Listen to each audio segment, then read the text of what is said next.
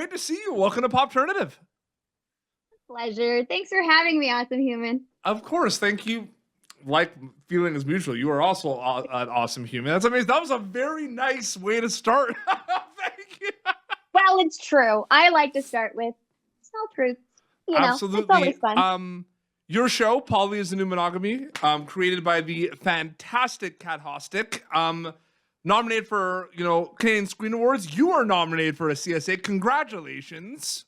Thank you very much. Thank you. It's been such a beautiful surprise, and no matter what, I'll never forget it. It was unforgettable. So I want to kind of go before you go into production on this show. I mean, the conversations with Kat, getting the scripts. What are the kind of like early kind of stages, kind of looking at your character and everything? What are those conversations like even before going into production? Oh my God. Well, first of all, knowing a filmmaker, it's a small community, smaller than you think, of sort of like up and coming, indie projects, right? So Kat approached me personally and she sent me her script and she said, let me know what you think. And at the time, it was written as one long piece, like one long movie almost, and it was this fascinating, sex positive, super fun, relevant, explorative journey, female centric, about three girls in their 20 somethings, kind of like navigating relationships in New York. And I thought her voice, her writing voice, was incredibly fresh and fun. And not only are we friends, and I knew amazing things about her work ethic and, like all the fabulous things that you want in a partnership, but I thought it was something special, honestly, right off the top. And I was honored that she asked me to be a part of it. As you know, you sometimes have to go through several hoops to be a part of a project, and she didn't put me through that. So I am forever grateful to be able to collaborate and bring something special. And I truly feel like characters like this aren't seen on TV nowadays, Yes. like it's a very unique project, and I'm proud that it's a Canadian-made project about New York.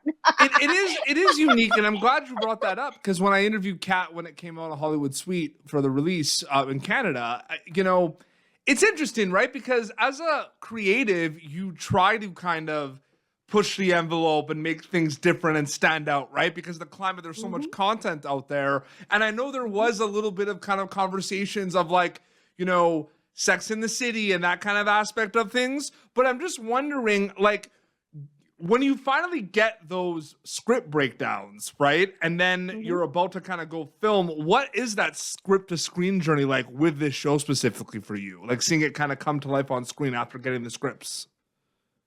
The thing that was really cool is that the concept is very diverse, right? You got to be very open-minded to be able to understand the different layers of messaging that a project like ours sort of tackles. It talks about all types of complex relationships in the modern world. And so what was really fun is that there's a freedom in that when you get to set, right? And of course, working with people that are incredibly collaborative helps that tremendously, right? So when we got to set, there's three main characters in the show, and each one has a special flavor, a special journey with relationships that she brings to the table. Kat, of course, is the lead character, and she's genuinely finding herself, and she's a writer trying to make it in the professional world and navigating a personal life.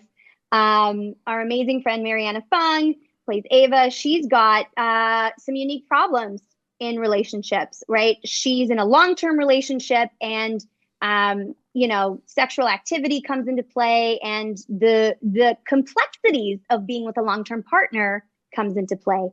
And of course, my character is the wild one of the bunch with the zaniest ideas, and she's an entrepreneur at heart, but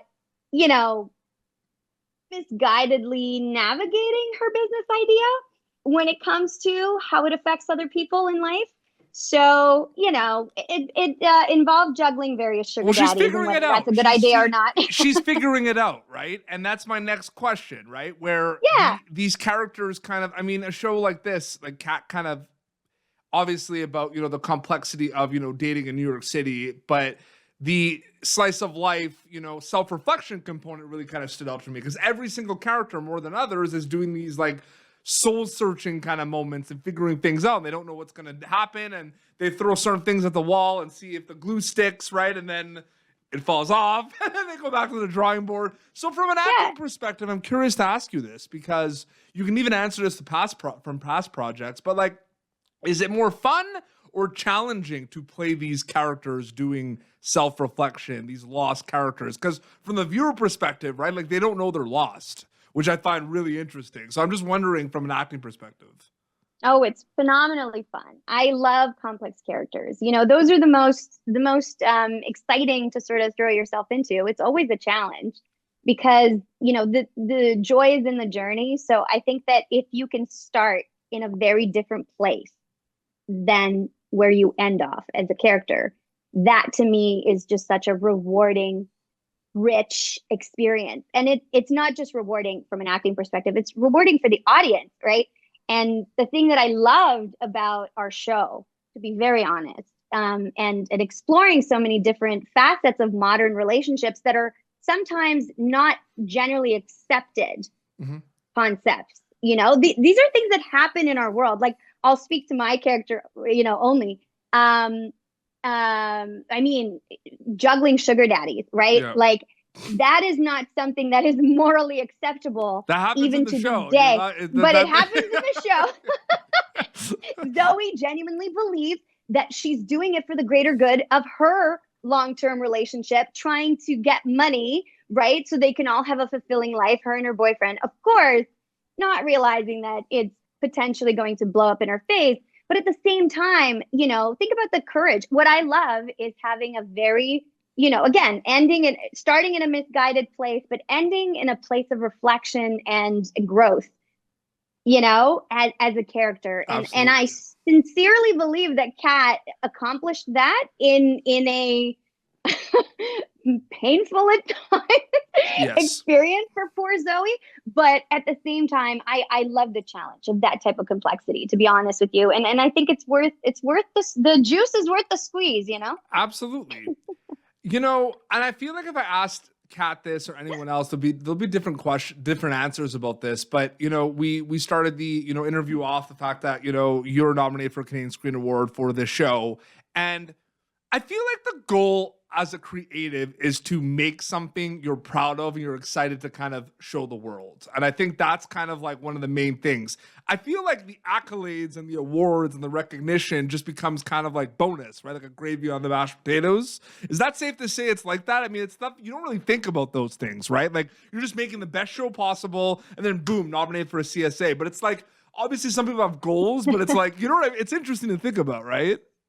It's a tremendous joy and a tremendous honor just to be recognized and to see some of the names that are in my category. Megan Follows and I worked on a television series called Rain 10 years ago now, I think. And to be nominated in the same category as one of my heroes, Canadian legend, is just unbelievable. It's something that I could have never predicted or asked for. But at the same time, I think what's really wonderful is that I genuinely, humbly accept the nomination, but I know the team and the tremendous effort that was underneath and went behind the show. 100%. And more than anything, as a female-centric, sex-positive story to help Cat, bring to life, I am so honored to almost be the ambassador of our show at the Canadian Screen Awards. I want people to watch the show. And if that's the only thing that comes out of this incredible honor, I'm just so happy for it, and our partners at Hollywood Suites have been immensely generous promoting the show and helping us get the word out and that's the goal, having people watch. We were chatting about this briefly right before we started the interview.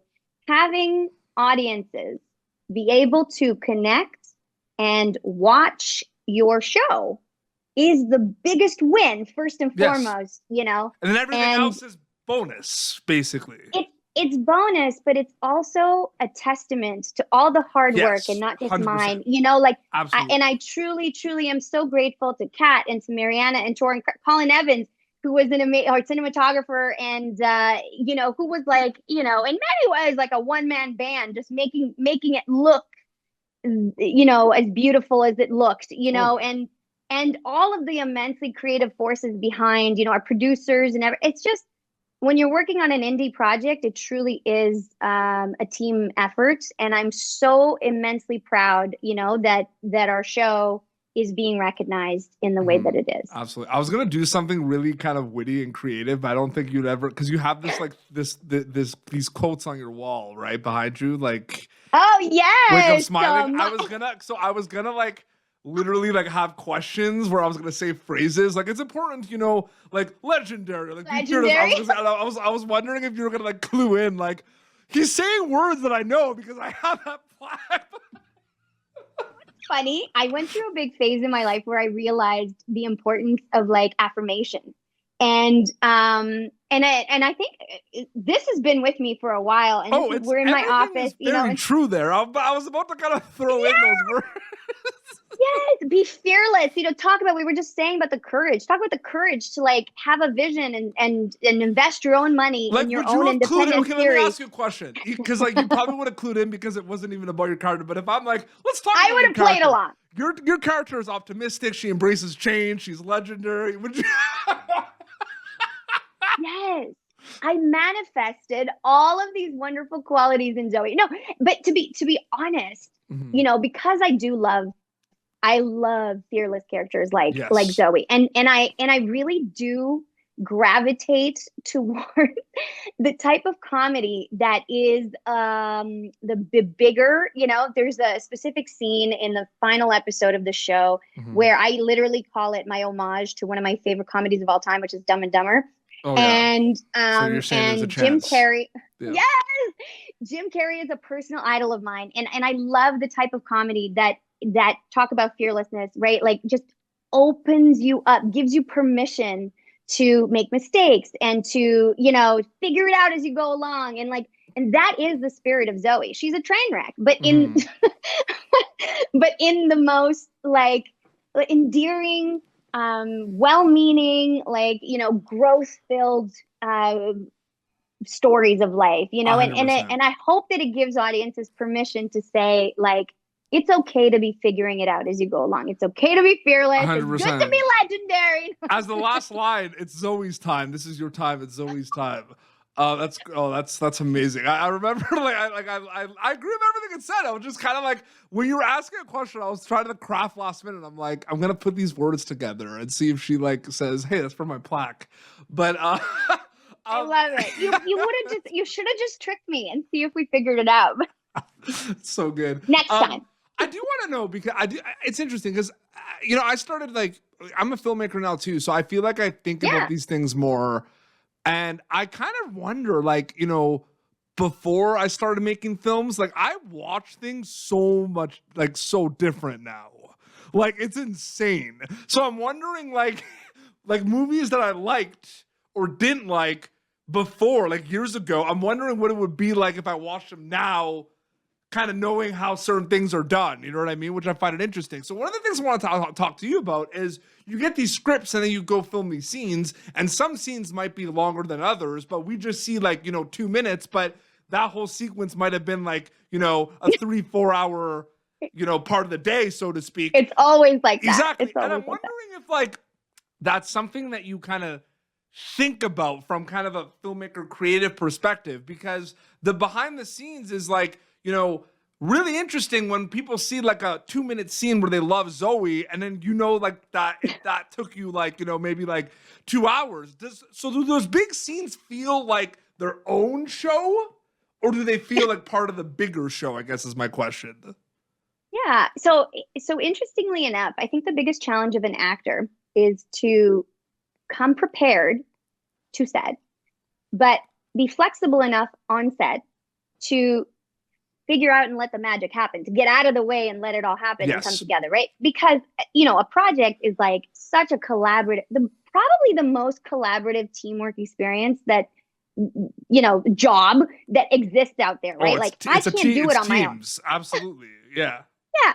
So my philosophy of acting, and it amazes me that not everyone subscribes to this, truly. Like some people come to set and they don't even know their lines, which I think is very brave. I come in and I love to bring ideas, and I always have an idea of like what the space could look like, what, the basics and the bones of what I need to do to tell the story, right? Yep. But then when you get to set, there's a reality of the space that they have provided for you, right? Which you're seeing for the first time. And the other people you're collaborating with, which you have to be present and true and genuine in the moment and working with, right?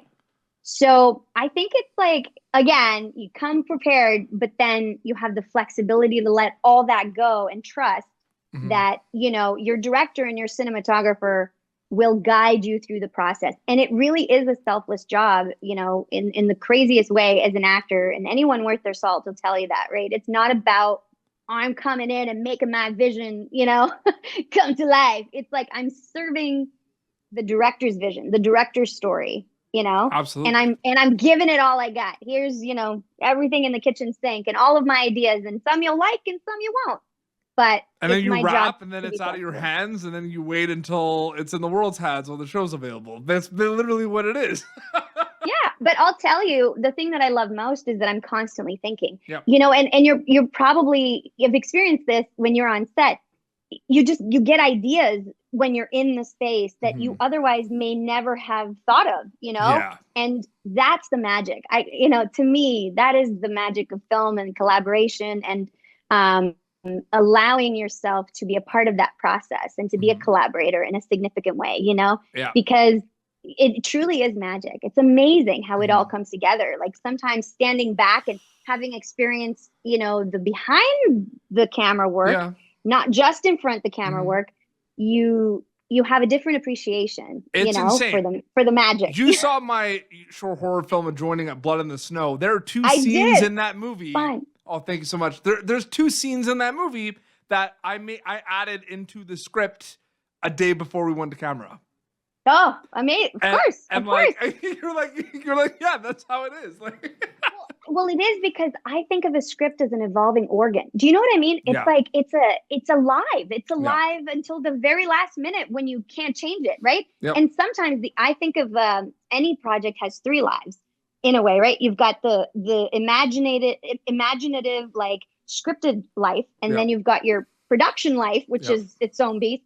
And then you've got the edit. And in the edit, like you can add layers to the story that, again, you hadn't even thought about before. So everything shapes as you go. And I think the best filmmakers, until that whistle blows, you got to deliver the film or deliver the project. Like you continue to add whatever you can to it, to make it the best it can be. Absolutely. So well said. And again, congratulations on the Canadian Screen Awards nomination. That's fantastic. Thank you. And so great chatting with you. Thank you so much for your time.